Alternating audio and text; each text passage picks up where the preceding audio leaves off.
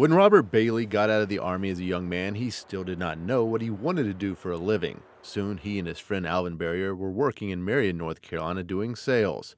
It was a good job, but the two men wanted to try something new. So they opened a country store in Spruce Pine. So we rented that place and put us a little country store, pump gas, and we just, what you do in a country store. And we had been used to selling appliances, and he could fix anything. So we decided we'd sell some used appliances, and we talked to Whirlpool people, and they finally, at last, we dared them, and they agreed to sell us some. And it's kind of how we got started, because you can't make much living in a country store. Eventually, the partners expanded and moved to another location in Spruce Pine. That's when Carroll Buckner and his original Buck stove came over from Asheville to try to convince Bailey and Barrier they should sell his stoves.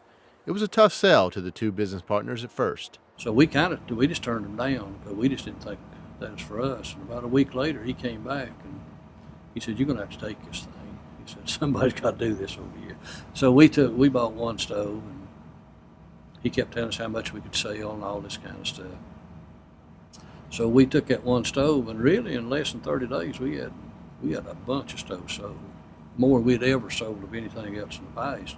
Buck stove was one of the first stoves that had a forced air fan on it, so it wasn't just building a fire, but you had a fan behind it that would circulate the air through your home.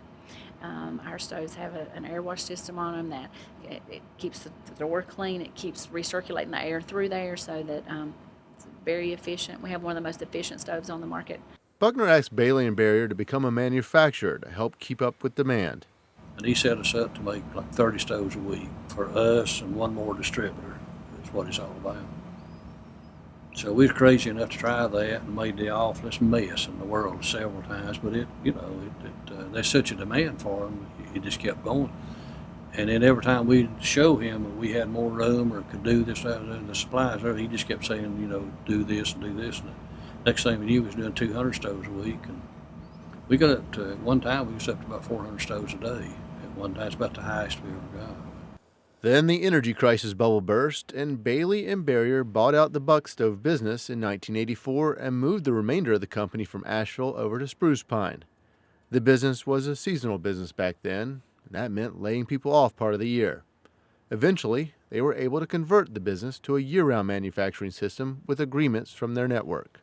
Reluctantly, they took us up on it, but they did take us up on it, and that is in '91, and we pretty much hadn't had a layoff since. Now they diversify their product lines to produce not only wood stoves, but also gas and pellet stoves. Recently, they added furniture and outdoor living lines. The new lines have North Carolina-based celebrity family partnerships of the Earnhardts and Bob Timberlake. The material that the furniture's made out of is recycled milk jugs, soda cans, aluminum cans. So all the hardware's stainless, so it's not going to rust or rot or fade, doesn't peel. You don't have to just wash it with soap and water every now and then, and it'll stay looking like it always has. I've had mine at my house 8 or 9 years. It sits under the sun, under the snow. It looks the same as it did the day I put it out there. Now Buck stoves are even being placed in more mobile machines. Cadillac's name is Rex, and he's a smoker, a cooker. He's a 1969 Eldorado Cadillac. It's for a restaurant that will be opening soon in Greensboro.